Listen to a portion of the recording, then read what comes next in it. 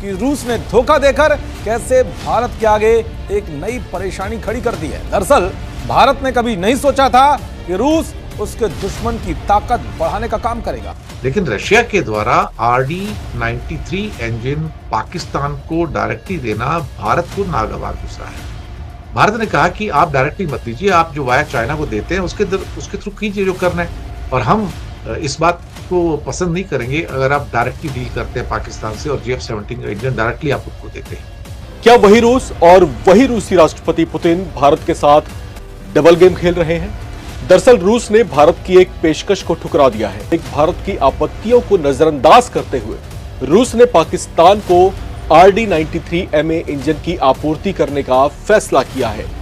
RD-93MA engine Pakistan के लिए game changer साबित हो सकता है, क्योंकि इससे न सिर्फ विमान भारी पेलोड ले जा पाएगा बल्कि और ज्यादा फुर्तीला भी हो जाएगा। तो रूस जो एक तरफ अमेरिका के सामने भारत के साथ कंधे से कंधा मिलाकर खड़ा है और दूसरी तरफ ही भारत के दुश्मन पाकिस्तान के साथ भी हाथ मिला रहा है। कि रूस के ताकतवर RD-93MA इंजन के साथ GF-17 बाजार में और ज्यादा मजबूती से सामने आएगा। रिपोर्ट में दावा किया गया है कि RD-93MA इंजन GF-17 ब्लॉक 3 के लिए गेम चेंजर साबित हो सकता है। इस वेरिएंट में AESA radar, helmet mounted display, advanced electric warfare system और चीन निर्मित PL-15 लंबी दूरी की मिसाइलों को लगाया गया है। GF-17 फाइटर जेट की क्षमता रफाल सुखोई 30 MKI के बराबर है।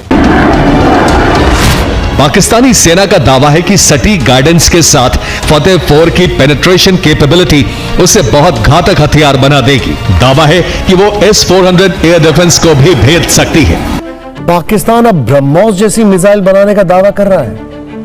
पाकिस्तानी सेना के दावे के मुताबिक उसने लंबी दूरी तक मार करने वाली क्रूज मिसाइल फतेह 4 का परीक्षण किया है और उसे कामयाब भी बताया है।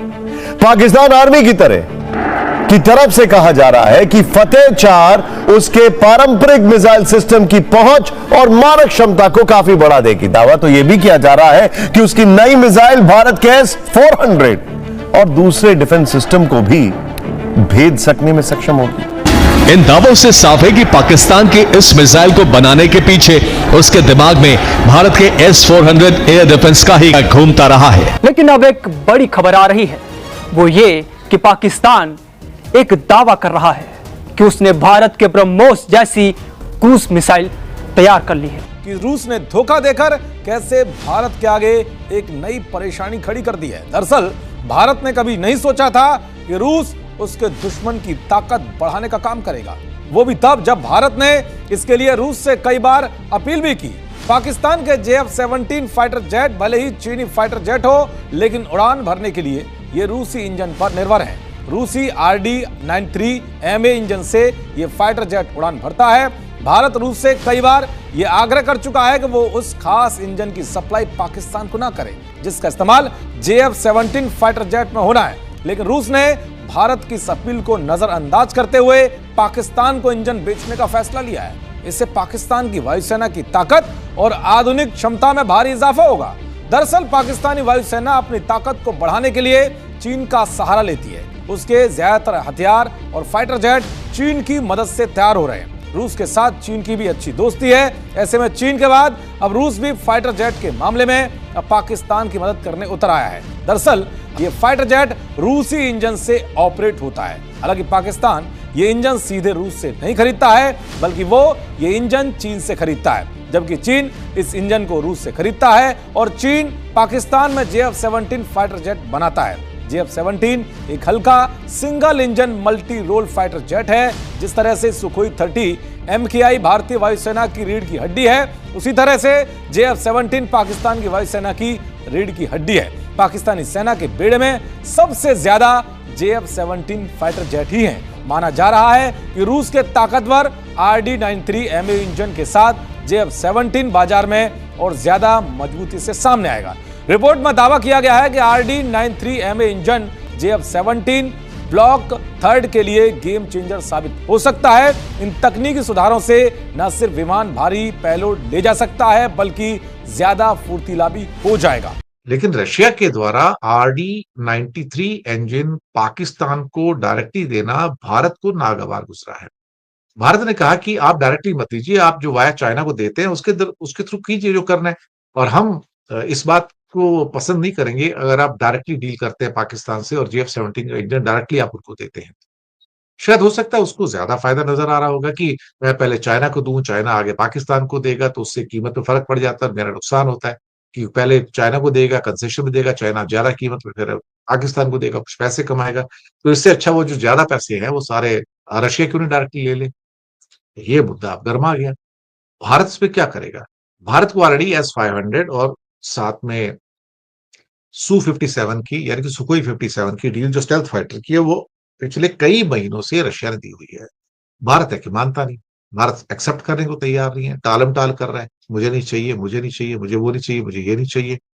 और कहीं ना कहीं इंडिया को लगता है कि अगर ले लिया तो अमेरिका नाराज हो जाएगा, अमेरिका वैसे ही नाराज पड़ा है, भिगो भिगो के मार रहे हैं हमको रोज। तो ये जो नाराजगी है जो बढ़ती चली जा रही है, उससे कैसे डील किया गया, सारी बड़ी प्रॉब्लम है। पाकिस्तान को देके शायद वो RD-93 इंजन देके वो भारत के ऊपर प्रेशर डालना चाहता है कि भैया अगर तुम नहीं करोगे तो मैं पैसे कमाने के लिए, मुझे पैसे की जरूरत है, मैं वॉर कर रहा हूं, तो वॉर के अंदर मुझे पैसा चाहिए, तो पैसा जो देगा मैं उसके साथ काम करूंगा। तो उन्होंने पाकिस्तान को दे दिया। तो ये प्रेशर टैक्टिक है। क्या वही रूस और वही रूसी राष्ट्रपति पुतिन भारत के साथ डबल गेम खेल रहे हैं?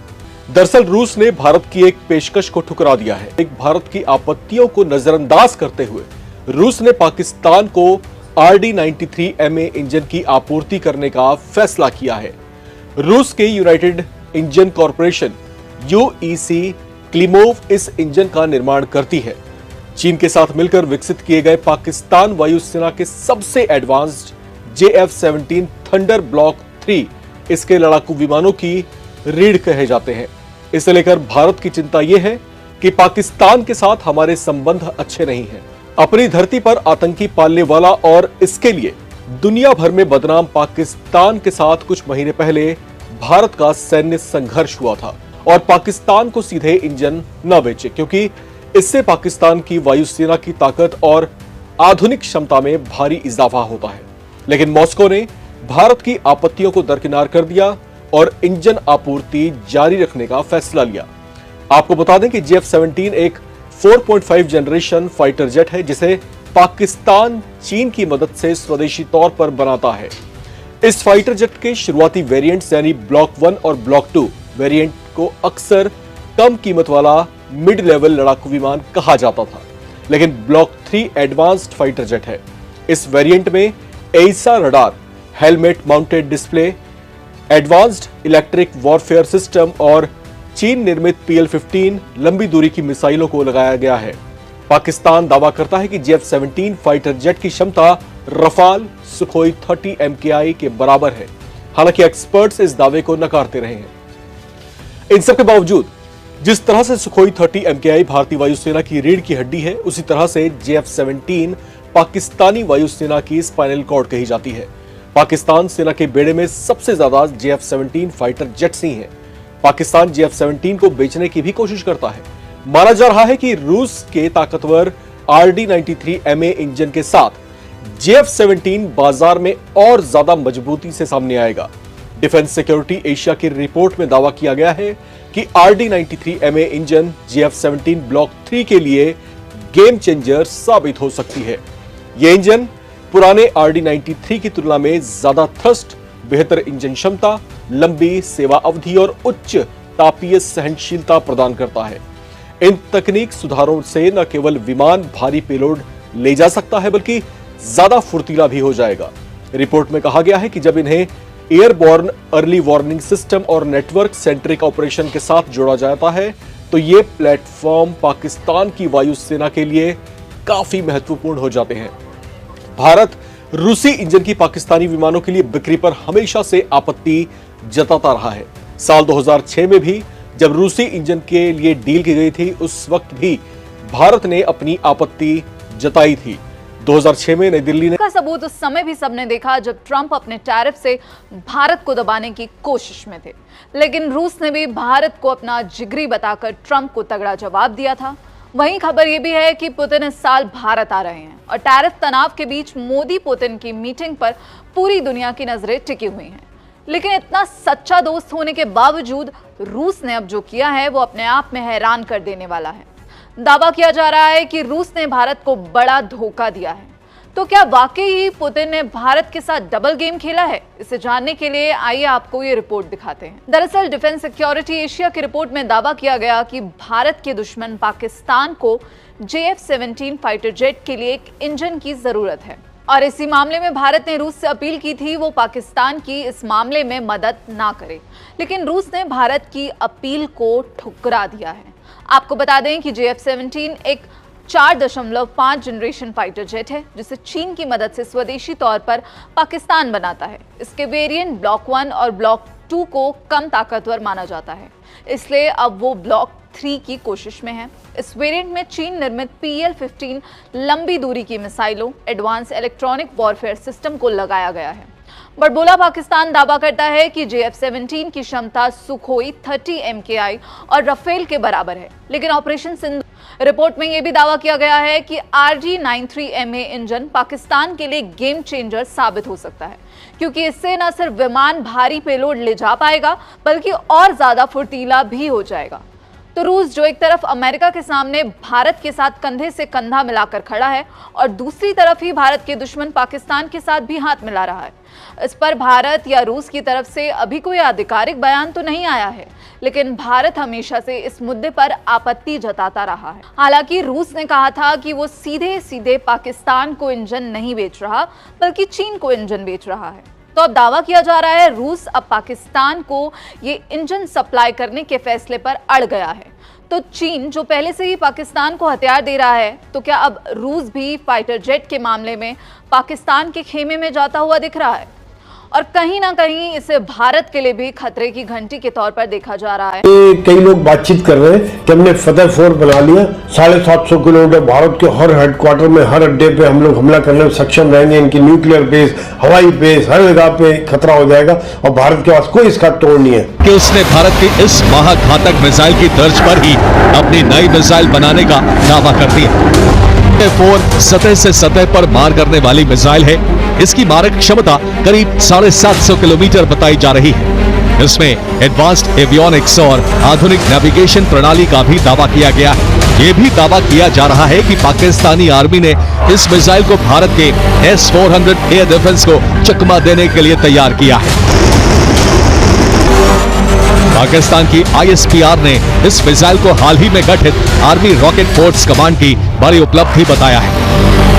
यहां तक कि फतेह 4 के परीक्षण पर पाकिस्तान के राष्ट्रपति आसिफ अली जरदारी, प्रधानमंत्री शहबाज शरीफ और army chief general Asim Munir ने अपने वैज्ञानिकों और इंजीनियरों को बधाई भी दे डाली।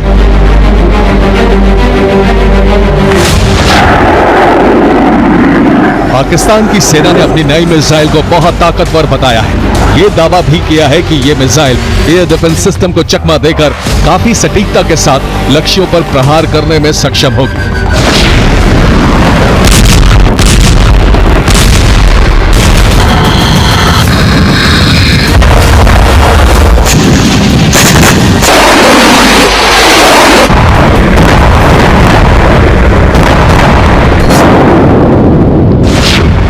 पाकिस्तानी सेना के दावों के मुताबिक उसकी इस क्रूज मिसाइल के लॉन्च का मकसद अपने मिसाइल सिस्टम को मजबूत करना है। पाकिस्तानी आर्मी के बयान में कहा गया है कि फतेह 4 उसकी पारंपरिक मिसाइल प्रणालियों की पहुंच और मारक क्षमता को काफी बढ़ा देगी।